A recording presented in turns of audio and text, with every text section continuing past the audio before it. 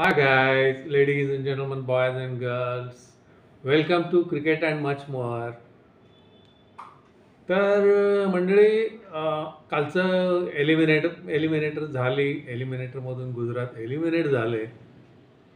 बराचसा सुरुवातीचे जे टप्पा होता त्याच्यामध्ये बराच काळ एक नंबरवर होती गुजरात. पण काल बाहेर पडले ते शेवटी. म्हणजे आता मुंबई अगेन आता आणखीन एक सामना आहे ह्याच्याबरोबर, पंजाब बरोबर. तो सामना जिंकला तर जाऊ शकेल ह्याच्यामध्ये फायनलमध्ये मुंबई. बघूया काय होतंय. तर कालचा जो सामना होता एक चांगलं झालं. परवाच्या सामन्यासारखा रटाळ नाही झाला सामना. कालचा सामना खरोखरच चुरशीचा झाला. म्हणजे अगदी 20व्या ओव्हरपर्यंत, तसं म्हणजे 19व्या ओव्हरपर्यंत बऱ्यापैकी चुरस कायम होती. म्हणजे पेंड्युलम असा इकडे इकडे स्विंग होत होता. कोणीही जिंकेल असं वाटत होतं. नक्कीच एक चांगला सामना प्रेक्षकांना काल बघायला मिळाला. हार्दिकने काल टॉस जिंकला. टॉस जिंकून त्यांनी पहिल्यांदा ह्याचा निर्णय घेतला, फलंदाजीचा. पहिल्यांदा फलंदाजीचा निर्णय थोडासा वाटलं का, आश्चर्यजनक का वाटला, कारण एक तर नंतर ड्यूचं शक्यता होती आणि दुसरं म्हणजे कालच्या सामन्यामध्ये पहिल्या डावामध्ये ह्याला उसळी फार मिळत होती फास्ट बॉलर्सना आणि त्यामुळे हे अडचणीत आले होते पंजाब. ठीक आहे, पण निर्णय तो शेवटी सगळ्या बॅट्समननी सार्थ ठरवला. आता सुरुवातीला रिकेल्टन नव्हता. रिकेल्टनच्या ऐवजी आला होता बेअरस्टो. मग रिकेल्टन नसल्यामुळे त्याचे काय उणीव भासते का असं वाटत होतं. पण गुजरातला असं वाटलं असेल की रिकेल्टन परवडला असता ह्याच्यापेक्षा. बेअरस्टोचा पहिलाच सामना असून सुद्धा त्यांनी धुलाई केली. काल सुरुवातीला रोहित लकी ठरला. रोहितला 2 चान्सेस मिळाले आणि 2 जे चान्सेस मिळाले ते एक कोएट्झी म्हणजे चांगला फिल्डर आणि दुसरा कुशल मेंडिस. या दोघांनी त्याचे 2 सोपे झेल सोडले म्हणजे इंटरनॅशनल स्टँडर्डप्रमाणे म्हटलं तर. आणि त्याचा पूर्ण फायदा रोहितने उठवला. रोहितने 80-81 काहीतरी चांगल्या धावा केल्या. मॅन ऑफ द मॅच तोच झाला. रोहित हा असा प्लेअर आहे ना की वो बडे मॅच का खिलाडी आहे. जेव्हा मॅच ह्याच्या महत्त्वाच्या मॅचेस येतात तो नेहमीच चांगला खेळतो. तर कालची जी सुरुवात जी होती ती जबरदस्त होती. बेअरस्टो आणि रोहित यांनी जर मला वाटतं पहिल्या 9 ओव्हरला 100 धावा झाल्या होत्या आणि बेफाम चालू होती फलंदाजी त्यांची. आणि कालची ह्याची जी कॅच होती बेअरस्टोची ती फार सुंदर होती. म्हणजे कसं मला वाटतं ह्याच्याकडे झेल गेला साई सुदर्शनकडे. तो त्याला पकडता आला नाही, पण त्यांनी एक चप्पळही केली आणि असा तो झेल उडवला आणि तो ह्यानी पकडला कोएट्झीनी. म्हणजे वन ऑफ द बेस्ट म्हणायला हरकत नाही. मग कसं झालं, हे दोघे चांगले खेळले. नंतर सूर्या मस्त खेळ आल्यानंतर त्यानंतर छोटे छोटे केमिओज आपला हा टिळक वर्मा, त्यानंतर नमनधीर वगैरे छोटे छोटे त्यांचे केमिओज झाले आणि 20व्या षटकाच्या अखेर मुंबई पोचले 228 धावांपर्यंत. 228 धावांचं जे चॅलेंज असतं ते T20मध्ये कुठल्याही पिचवर अवघडच असतं. त्यामुळे गुजरात पुढचं आव्हान सोपं नाही, हे उघडच होतं. आता गुजरात कसं प्रत्युत्तर देतो हे बघणं गरजेचं होतं. फलंदाजांनी आपली कामगिरी केली होती. आता वेळ होती बुमरा, बोल्ट अँड कंपनी. तर मी कालच्या व्हिडिओत जसं म्हटलं होतं ना की हा बोल्ट पहिल्या ओव्हरला विकेट घेतो का, ते म्हणणं ते बोल्टने आज सार्थ करून दाखवलं आणि पहिल्याच ओव्हरला हा आऊट झाला. शुभमन गिल जो आऊट झाला तो खरोखरच मोठा सेटबॅक होता. कारण आजपर्यंत असं होतं ना की ह्या दोघांची फलंदाजी अगदी जबरदस्त होत होती आणि गुजरात आरामात चेस करत होता, टार्गेट सेट करत होता. पण आज पहिलाच धक्का जोरात होता. पण एक गोष्ट मला आधी पहिल्यांदा करायला लागेल की claps to Sai Sudarshan. Law of averages वगैरे वगैरे वगैरे सगळं बाजूला ठेवून इतका कन्सिस्टंट खेळ केला त्यांनी थ्रू आउट द IPL. मला वाटतं सगळ्यात जास्त कन्सिस्टंट खेळ त्याचाच असेल आणि स्वाभाविकपणे आज हे त्याच्याकडेच आहे ऑरेंज कॅप. आणि आता ऑरेंज कॅपच्या जवळपास येऊ शकेल म्हणजे फक्त सूर्याच आहे. मला वाटतं 980च्या वगैरे जवळपास त्याच्या आहेत आणि सूर्याच्या त्याच्यापेक्षा एक 40 एक धावा कमी आहेत. 680 असतील 900ने. ठीक आहे, काय असेल त्याचं. पण ऑरेंज कॅप सध्या ह्याच्याकडे आहे आणि त्याला आव्हान देऊ शकतो सूर्याच. कारण सूर्याला अजून एक मॅच तरी नक्की आहे ह्याच्याबरोबरची, पंजाबबरोबरची. तर पहिली विकेट बोल्टनी काढल्यानंतर तसा तो सेटबॅक झालेलाच होता. पण साई सुदर्शन काही हार मानायला तयार नव्हता. त्यांनी पहिल्यांदा साथीला घेतलं कुशल मेंडिसला. कुशल मेंडिसने काल 2 झेल सोडले. कुशल मेंडिसचे जे ग्लोव्ज होते, त्या ग्लोव्जमधलं जे वेबिंग होतं ते प्रमाणापेक्षा थोडंसं जास्तीच वाटत होतं. म्हणजे त्याचा फायदा याच्याऐवजी कदाचित त्यामुळे ते बाउन्स झाले का काय असं एक उगीचच वाटून गेलं मला. ठीक आहे, काय असेल त्याचं.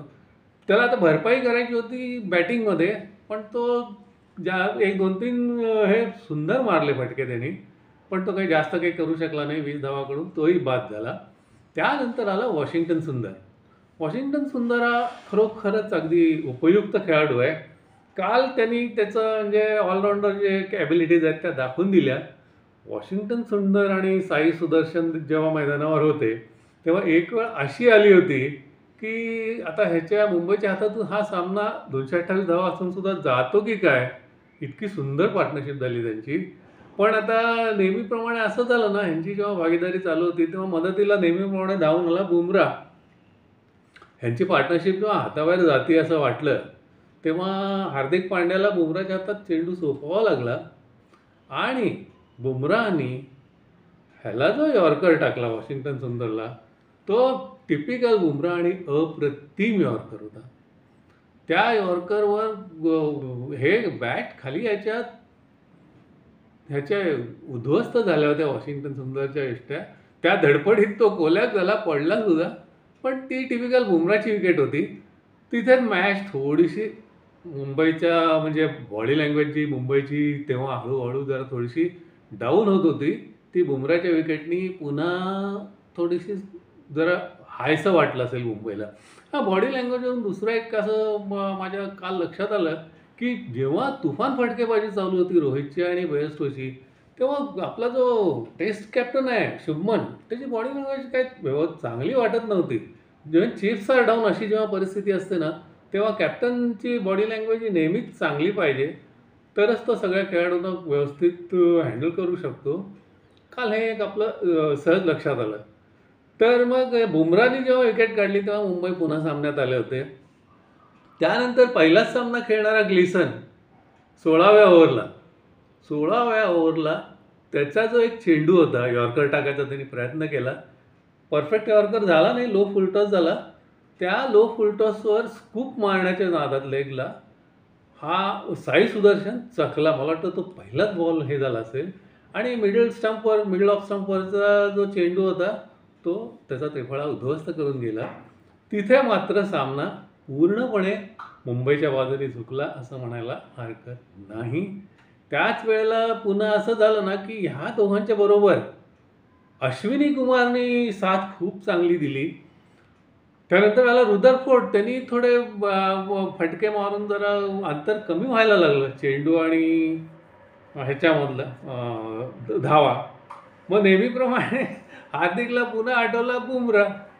म्हणजे बुमराला अगदी लेट 19 आणि 20व्या ओव्हरला आणायच्या ऐवजी त्यांनी एक 18व्या ओव्हरलाच बुमराच्या हातात चेंडू दिला आणि बुमरा असतो त्यांनी त्याची कामगिरी पार पाडली. इवन बुमराने जेव्हा ह्याची विकेट काढली होती बोल्ट वॉशिंग्टन सुंदरची, त्यावरला सुद्धा त्यांनी रन फक्त 4 दिलेल्या होत्या, म्हणजे 4 रन आणि 1 विकेट. पुन्हा 18व्या ओव्हरमध्ये जेव्हा दोन्हीतली हे गॅप वाढवायची गरज होती हार्दिक पांड्याच्या दृष्टीने, तेव्हा अर्थातच बुमराच्या हातात चेंडू आला आणि बुमराने ते काम चोखपणे केलं. त्या ओव्हरला एक षटकार बसला. जरी एक षटकार बसला तरी धावा झाल्या होत्या फक्त 7. त्यामुळे परिस्थिती अशी होती की शेवटच्या 2 ओव्हरमध्ये हा जवळ 36 काहीतरी धावा हव्या होत्या, की जे खरोखरच अवघड टार्गेट आहे. आता कसं आहे ते म्हणजे रिंकू सिंगने शेवटच्या ओव्हरमध्ये 30 वगैरे मारल्या होत्या, असा चमत्कार एखाद वेळेलाच घडत असतो. 2 ओव्हरमध्ये 36 ही काही सोपी गोष्ट नाही. तसंच झालं. प्रयत्न खूप केला पण शेवटी त्यांचा प्रयत्न 8 धावांनी कमी पडला गुजरातचा. पण कालच्या सामन्यात आणखीन एक लक्षात आलेली गोष्ट म्हणजे फाईट खूप सुंदर झाली, वन साइडेड झाला नाही. दोन्ही संघ चांगले खेळले, बेटर साईड विन्स. जो संघ जास्त चांगला खेळला तो जिंकला. तर आता आणखीनही 6वं हे खुणावत आहे मुंबईला. मुंबईला आता आणखीन एक अडसर आहे, तो म्हणजे ह्याचा आहे, पंजाबचा. पंजाबबरोबरचा जो सामना आहे अहमदाबादला, तो सामना म्हणजे आता virtually it is a semi final. दोघांच्या दृष्टीने महत्त्वाचा आहे. आता त्या सामन्यामध्ये सुद्धा काय होतं आहे बघायला पाहिजे. कसं आहे, T20 जो हे आहे त्याच्यामध्ये जो संघ त्या दिवशी चांगला खेळतो तो जिंकतो. आता मुंबईचं चांगला सपोर्टर असल्यामुळे पाठिंबा मुंबईलाच राहील. तरी पण इथे असं आहे ना की पॉन्टिंग आणि ह्याची जी जोडी आहे ती छानच आहे. इकडे मुंबईचं तर सगळंच म्हणजे ग्रेटच आहे. म्हणजे महिला जयवर्धन आहे आणि सगळा त्यांनी जे टीम सिलेक्शन केलं ना ते अफलातून आहे. आज तरी असं वाटतं की बहुतेक हा 6वा कप मुंबईत घेऊन जाणार. उत्सुकता एवढीच आहे की मुंबई पंजाब का 18 जर्सी नंबर 18. आता all this thing will unfold very soon. आणखीन काल एक दुसरी गोष्ट बघायला अशी मिळाली ना की ह्याचा जो कोच आहे